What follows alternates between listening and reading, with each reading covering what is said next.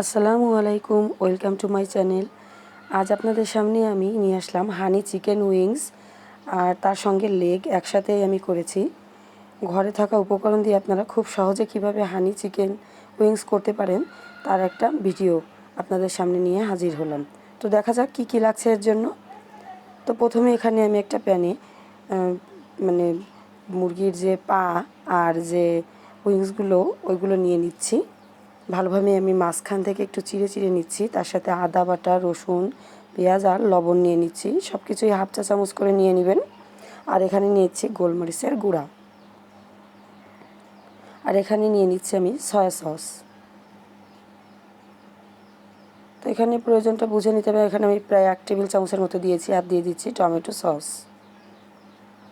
আপনারা এখানে চাইলে টমেটো কেচাপটাও ইউজ করতে পারেন।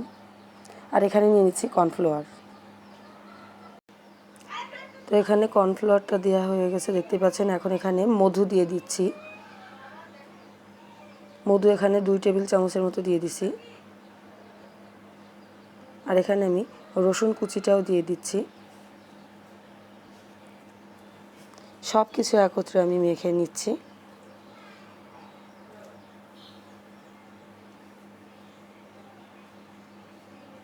খুব ভালোভাবে এটাকে মেখে নিতে হবে। ওটা খানিকক্ষণের জন্য রেস্টে রেখে দিতে হবে, কমপক্ষে 20 মিনিট। এখন এখানে আমি প্যানে তেল দিয়ে দিয়েছি। একে একে এগুলোকে ভেজে নিতে হবে।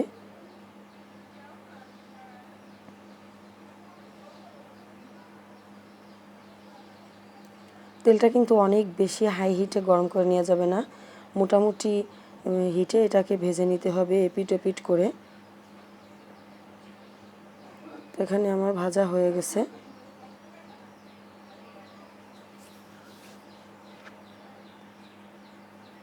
এখন যে মিশ্রণটা দিয়ে আমি সব কিছু ম্যারিনেট করছিলাম, যেটা শেষ ছিল অবশিষ্ট, তো সেটুকুই এর ভিতরে দিয়ে দিতে হবে।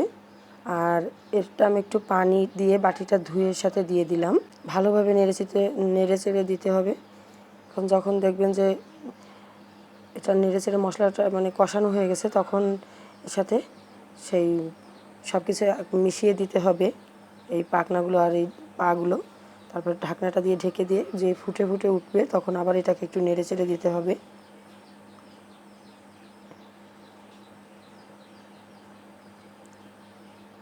গ্রেভিটা বুঝে আপনাদেরকে নিতে হবে, যে যখন দেখবেন যে বেশ গায়ে গায়ে লেগে আসছে, তখন বুঝবেন এটা রেডি হয়ে গেছে। খুব ভালো মতো শুকিয়ে নিতে হবে আর কি। তো দেখতেই পাচ্ছেন, এই যে আমার কিন্তু লাস্ট ফিনিশিং এটা। আমি একটা প্লেটে ওটাকে উঠিয়ে নিয়েছি। আপনারা বাচ্চাদেরকে বাসায় এটা যদি করে দেন, তো তারা এটা খেয়ে খুবই মজা পাবে। যেহেতু এটার কোনো স্পাইসি কিছু নেই, সেভাবে খুবই মজাদার ও ঝটপট বিকেলের নাস্তা হিসেবে।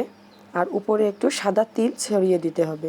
শেয়ার করবেন, কমেন্ট করে জানাবেন। আজ এ পর্যন্তই। নতুন কোনো রেসিপি নিয়ে আবারও আপনাদের সামনে হাজির হব। সে পর্যন্ত সকলেই ভালো থাকবেন। আল্লাহ হাফেজ।